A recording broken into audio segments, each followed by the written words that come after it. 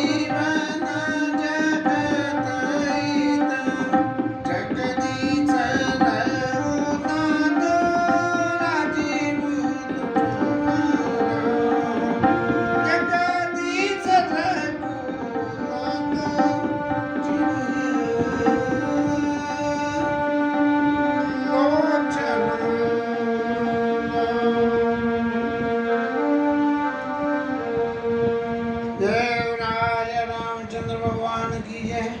आज बहुत दिन पीछे विनय पत्रिका का पद गाया, अत्यंत आनंद रहा। भाऊ जी का फेवरेट पद है। आगे फिर चलेंगे।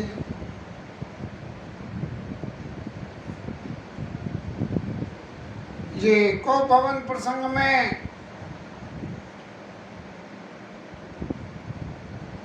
कैकेयी मैया को बड़ी बूढ़ी प्रिय लगने वाली सखी सुहृद और सुमित जो भी थे, सब लोगों ने अच्छी अच्छी शिक्षा दी, लेकिन कैकेयी के गले नहीं उतरी।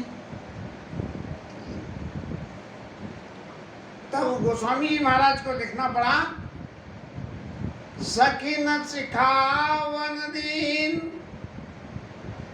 क्या शिक्षा दी? सुन्नत मधुर, सुनने में अच्छी लगे, और प्रणाम हित प्रणाम में भी तो, और तेई कचुकान नकीन कुटिल प्रबोधि कुबरी। सबसे बड़ी बात एक है कि कैकेयी मैया का चरित्र एक ऐसी दुधारी तलवार के समान हो गया कि सुनत मधुर प्रणाम हित शिक्षा दी, लेकिन कैकेयी ने उन पर काम नहीं किया, क्योंकि कुटिल प्रबोधि कुबड़ी, कुबड़ी ने प्रबोध करा था। अब भैया कुबड़ी की तो मति सरस्वती फिर के गई थी। तो इसका मतलब गोस्वामी जी प्रत्यक्ष रूप से कहना चाह रहे हैं कि ये जो कुछ सबरी लीला हुई है, इस लीला में कैकेयी मैया का दोष बिल्कुल भी नहीं है। और फिर जब उन्होंने कैकेयी मैया ने उत्तर नहीं दिया, तो ऐसे उन लोगों को देखने लगी जैसे कोई भूखी शेरनी अपने आहार के लिए देखती हो, ऐसे घूर के देखने लगी। कभी कभी ऐसा नाटक हमारे घर में भी होता है। और व्याधि असाधि जान तिन त्यागी, चली कहत मतिमंद अभागी। अभागी है, मतिमंद है, और ये तो अब इस समस्या का तो कोई हल नहीं है, क्योंकि झगड़ा तो असली जो है पति पत्नी के बीच का है, और इस पत्नी पत्नी के बीच के झगड़े में तीसरा आदमी कोई पढ़ना ही नहीं चाहिए, और पढ़ भी गया तो उसका कोई नतीजा नहीं होगा, सिर्फ बदनामी के अलावा और कुछ हाथ नहीं लगेगा। इसलिए सब उसको छोड़ के वहाँ से चल दी और कहने लगी कि ऐसा जैसा कैकेयी ने किया है, ऐसा कोई दूसरा कर नहीं सकता है, क्योंकि राज करते दे विगोई की जस जस करई न कोई। इस तरह से जो है पूरे अयोध्या के लोग कहीं न कोई तरह से कैकेयी को मनाने को, समझाने को और लग रहे हैं, लेकिन ये तो देव माया है। इसी देव माया के वशीभूत होकर कैकेयी की मति पलट नहीं पा रही है, और सब लोग अति विषाद बस लोग लुगाई, और गए राम गोसाई। ये तो अयोध्या की लीला का वर्णन रहा, और सब लोग जो है दुख से दुखी हो रहे हैं, और भगवान राम जो है पिता माता सन आवो मांगी, चले बनई बहुरी पग लागी। दशरथ जी से कह के आए कि माता जी से आज्ञा ले आऊँ। माता जी से आज्ञा लेने का सीधा सीधा अर्थ होता है कि बालक जब तक इतने सियाने न हो जाए, प्रौढ़ावस्था नहीं आ जाए, तब तक जो है माँ का अधिकार बालक के ऊपर में ज़्यादा होता है। इसलिए माँ से आज्ञा लेना बहुत जरूरी है।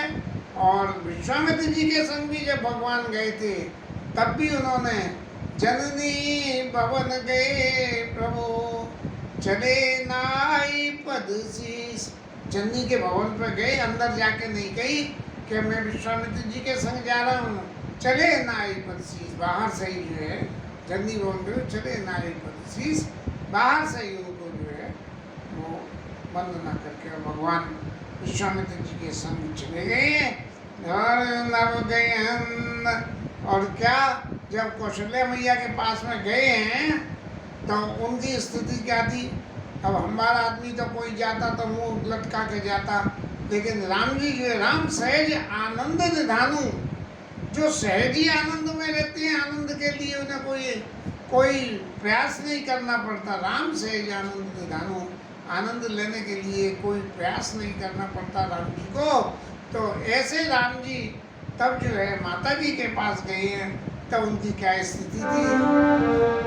मुख प्रसन्न चिता चौक जाओ, मिटा सोच जनी राखे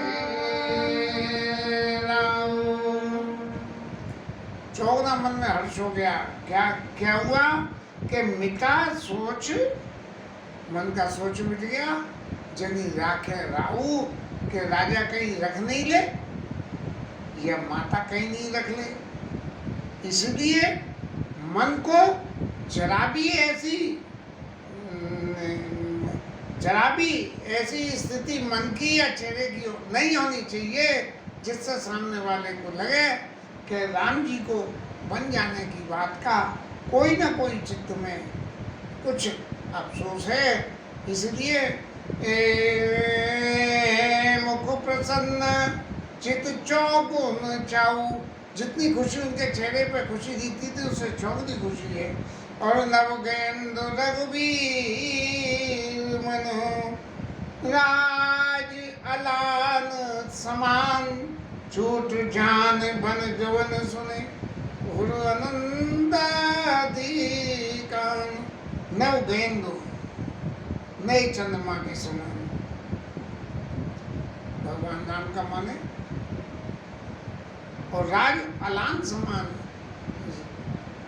नहीं साहब, इसका अर्थ तो नहीं आ रहा, कहीं देखना पड़ेगा। तो आगे चलते हैं और माता जी के पास जाके और भगवान राम ने दोनों हाथ जोड़ के और माता जी से कह रहे हैं, क्या कह रहे हैं।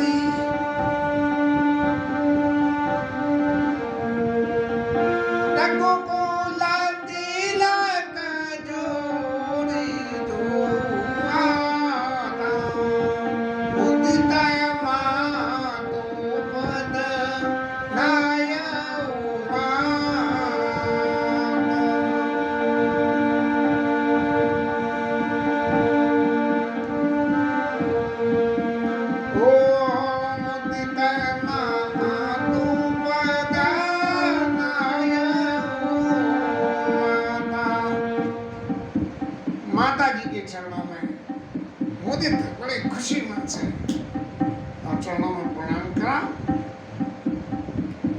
माँ भगवान के मुख को बार बार चुम्बन ले रही है।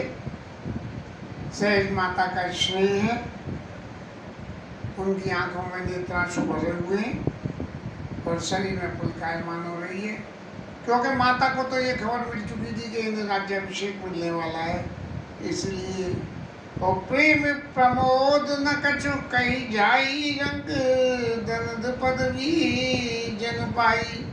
और प्रेम में और खुशी में कुछ भी नहीं कहा जा रहा है। माता को भगवान के राज्याभिषेक के प्रसंग को सुन के मन में इतनी खुशी है, और उस खुशी की होके सुंदर सादर सुंदर बदन न्यारी, भगवान के मुख पे हाथ फेर के ऐसे सामने से सुना बोली मधुर बचन में, तारी बड़ी मीठी बातें बोली। कौशल्या मैया क्या कह रही है, कवई लगन मुद कहूतात जननी बलियारी, और कबाई लगन मुद मंगलकारी। हे रामलाल जी, मैं आपकी बलिहारी जाती हूँ, वो लगन कब है कि जब आपको राज्याभिषेक होगा, वो कब है। ये राज समाज की रीतियों पे थोड़ा सा विचार करें तो माताओं के समाज में या महिला समाज में या कहें स्त्रियों में सिर्फ सुख उपभोग के लिए जीवन में उनकी जगह हुआ करती थी। बात बाकी जैवली कोई माता होती थी जिसका राजकाज के बारे में ये कि हमारे महाराज कोई गलत काम न कर बैठे या कोई ऐसी बात न हो जाए, उस पर अपना अंकुश रख के अपनी बात को कह सकें। यही स्थिति कौशल्या और सुमित्रा की थी। और लेकिन कैकेयी की स्थिति इसके विपरीत थी, इसलिए उसका अधिकार क्षेत्र इतना बढ़ गया कि उसको जो है मैं राजा दशरथ से वर मांगने का अधिकार मिल गया। तो सुखत सीम सुखतशील सुख सीम सुहाई और जन्म लाभ कहूँ अवधि आई। भैया जीवन का जो सबसे बड़ा लाभ है कि तुम्हें पाल दिया, पोस दिया, ब्याह कर दिया और राज्य शासन पर बैठ गए, अब तुम भैया अपनी जिंदगी जियो।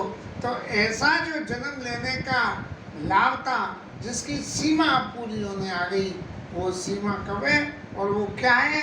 जय चाहत नर नारी सब अतिहारत भान जिम चातक चातकी तुषित भ्रष्ट सुरत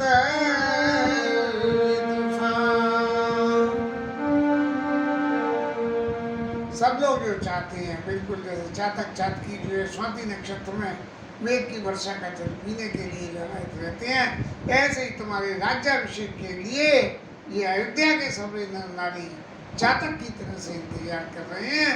हे पुत्र, वो समय कब आने वाला है?